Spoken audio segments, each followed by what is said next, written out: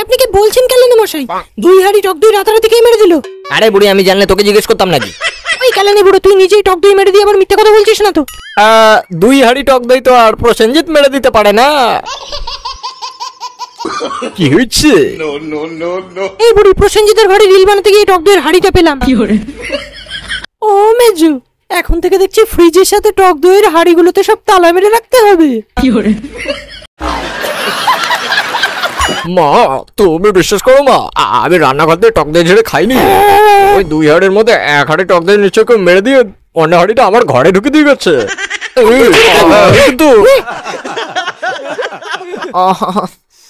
ও আমার কাছ থেকে টাকা নিল, কিন্তু আমাকে টক দই দিল না। আচ্ছা, কত টাকা দিয়েছিলি? 1 টাকা। 1 টাকা? শালা ভিখারি, 1 টাকা নিয়ে টক দই কিনতে গেছিলি?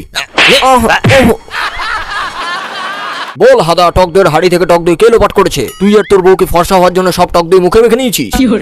স্যার, আসল টক দই খেকো কে সেটা তো বোঝাই যাচ্ছে না। একে টক দই খেকো বলে ফাঁসি দিলে কেমন হয়? হাড়িতে টক দই নেই, এর মানেটা বুঝলে দয়া? এর মানেটা কি হতে পারে স্যার? এর মানে একটাই হতে পারে, টক দইয়ের হাড়িটা ফাঁকা।